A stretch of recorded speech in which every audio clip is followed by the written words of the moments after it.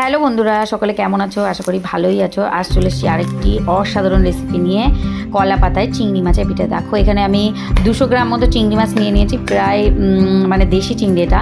আর হচ্ছে একটা নারকেল নিয়ে নিয়েছি। নারকেলটা কিন্তু দোমালা নারকেল হবে, মানে বেশি নরমও না আর বেশি শক্ত না, মানে শুকনো নারকেল না।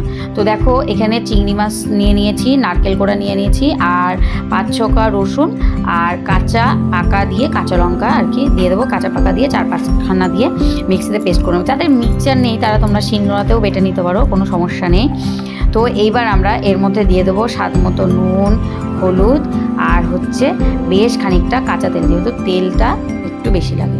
তো আমরা কলা পাতায় করবো, আগেই বলেছি। আগের ভিডিও যদি দেখে থাকো তোমরা অবশ্যই জানো যে আমি কীরকমভাবে করি। কলা পাতা কেটে ভালো করে ধুয়ে একটু সেঁকে নিই, আর পাতাটা দেখেছো একটু ভালো করে তেল মাখিয়ে নিয়েছি। এবার দেখো ব্যাটারটা একটু পাতলা হয় বলে আমরা পাতাটা আগের থেকেই কড়াইতে বসিয়ে নিয়ে ব্যাটারটা দিয়ে দিয়েছি। দেখো মিডিয়াম আঁচে করছিলাম, আমরা ঘুরিয়ে ফিরিয়ে দেখবো যে লাল হয়ে গেলে এই যে এরকম নামিয়ে নেবো একটা থালায়। নামিয়ে নিয়ে দেখো আবার ওইটার উপরে দুটো পাতা দিয়ে আর একটা থালা দিয়ে এরকমভাবে উল্টে আবারও আমরা মিডিয়াম আঁচে সুন্দর করে ভেজে নেবো। দেখো কী সুন্দর হয়েছে। তো বন্ধুরা, আমার রেসিপি যদি তোমাদের ভালো লেগে থাকে, আমার ভিডিওগুলো, তো অবশ্যই লাইক কমেন্ট সাবস্ক্রাইব করবে।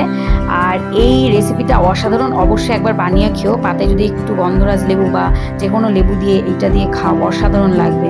তো সকলে ভালো থেকো, টাটা, বাই।